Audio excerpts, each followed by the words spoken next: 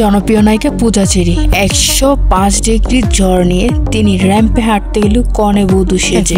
ঠিকই শুনছেন, বিস্তারিত জানতে পুরো ভিডিওটি দেখুন। জনপ্রিয় নায়িকা পূজা চেরি নিজের মুখে বলল একটি ইন্টারভিউতে, বলল আমি 105 ডিগ্রি জ্বর নিয়ে এইভাবে র্যাম্পে শো করতে আসলাম, কারণ আমি কাজকে কোনো অবহেলা করতে চাই না কোনো মুহূর্তেই। বিফা অ্যাওয়ার্ডে জনপ্রিয় নায়িকা পূজা চেরি এসেছেন একটি র্যাম্পে শো করতে এবং তিনি একটি ব্র্যান্ডের স্পন্সর হিসেবে কাজ করেছে এই পোশাক পরে। পূজা চেরিকে দেখতে বেশ সুন্দর লাগছে এবং পূজা চেরির যে 105 ডিগ্রি জ্বর নিয়ে র্যাম্পে হাঁটছে তার ফেসে তেরকম কিছুই বোঝা যাচ্ছে না। দেখে মনে হচ্ছে তিনি নর্মালি সুস্থ একজন মেয়ে। কতটা কনফিডেন্স নিয়ে নিজের অসুস্থতার মাঝখানেও তিনি এইভাবে কাজ চালিয়ে যাচ্ছে। তো পূজা চেরির কাছ থেকে আসলে অন্য অ্যাক্ট্রেসদেরকে শেখা উচিত এবং তারা যে কত স্ট্রাগল করে এই পর্যন্ত এসেছে তা পূজা চেরিকে না দেখলে বোঝা যেত না। তো ভিউয়ার্স, পূজা চেরিকে নিয়ে আপনাদের কোনো মতামত থাকলে কমেন্ট করে জানান। পূজা চেরিকে এখানে দেখতে আপনাদের কাছে কেমন লাগছে সেটাও কমেন্ট করে জানাবেন। আমার কাছে তো দেখতে বেশ ভালোই লাগছে, কারণ পূজা চেরি যখন র্যাম্পে হেঁটে হেঁটে আসছিল মনে হচ্ছিল